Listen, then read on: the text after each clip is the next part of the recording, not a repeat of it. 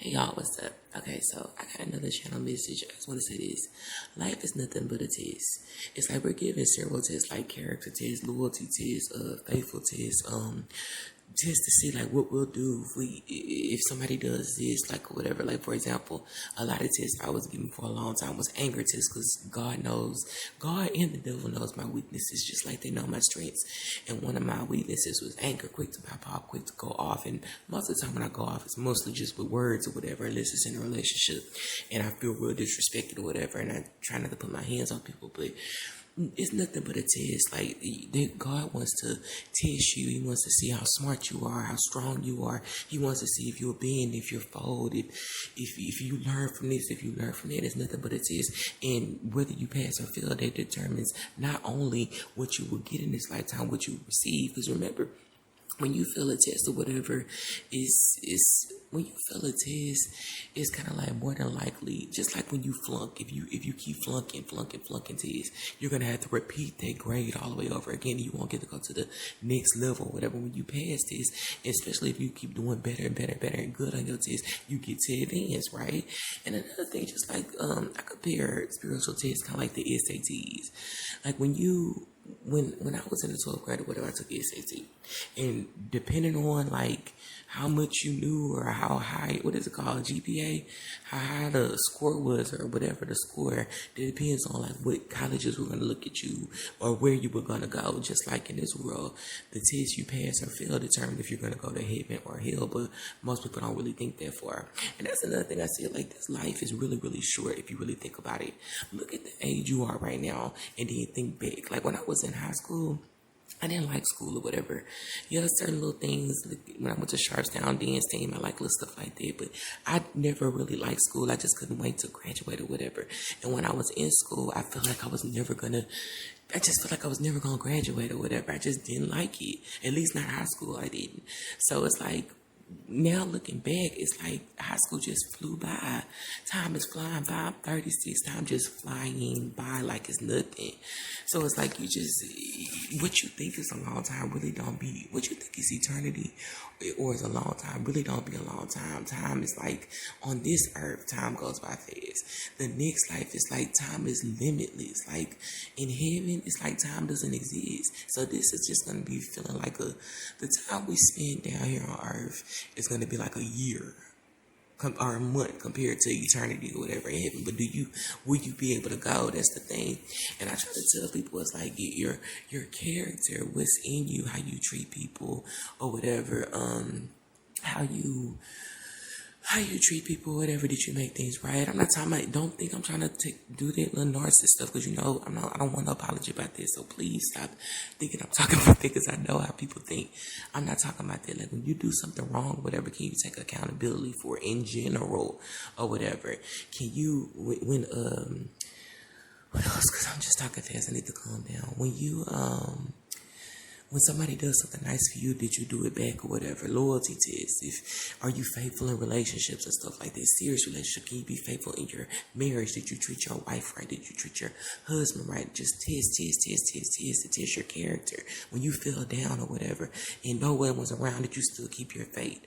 Faithful test to the Most High, whatever. How strong you are, how smart you are. How did you use your spiritual gifts? Did you use them in a wicked way, or did you use them in a way to help and tell others things and stuff like that? So that's just something to think about. I always say a lesson that isn't repeated, a lesson that isn't completed must be repeated. Like I told y'all, one of my biggest things more than anything was always anger. And I find myself like kind of being hit with this sometimes during the day, like silly people or whatever. I went to the flea market last weekend and I heard somebody put a clumsy spill on me. That's why I was losing stuff. That's so silly. People just, anyway, because I was wondering like months back why I lost my wallet like twice in 1 month, and I think I lost it 3 times in 1 month, just silly stuff like that, but whatever. Anyway, like I get agitated real quick with foolishness. Other than that, I'm just like a real cool person. But people do silly stuff that I just know I wouldn't do. I get it. Like, this is the type of stuff that will make me go off. Like, last weekend, I went to the flea market and I was at one of the booths. And then I left that. I had just bought some stuff and I left that booth and went to another booth. And when I went to the other booth to try to pay for something, I couldn't find my wallet. I was like, oh my gosh, where's my wallet? Looking out this. So I was like, did I misplace it? And this guy came up on me and he was just like, oh, you lost your wallet? Oh, where is it? Here.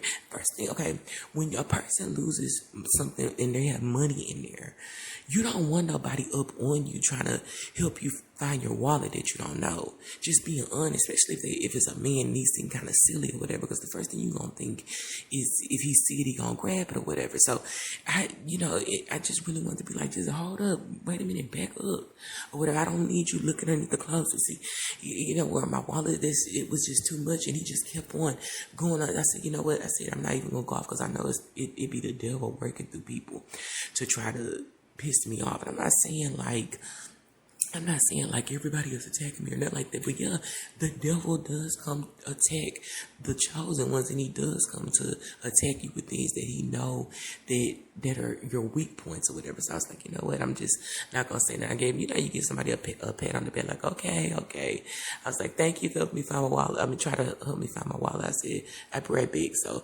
after I clearly saw I wasn't right there, I walked back to where I was, and luckily by the grace of God, it was still there or whatever.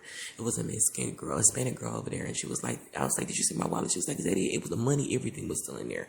So that was a blessing. But just like little stuff, like my nerve, I have really, really, really, really bad nerves for foolishness or whatever. Just anything that somebody does that's silly that I know that I wouldn't do to them, they can or say or whatever out of ugliness or whatever. I don't like that. I'm not really a short-tempered person. I just don't like people doing stuff to me that I know I wouldn't do to them. That's what will agitate me or whatever. So that's it. But yeah, that's all life is a test.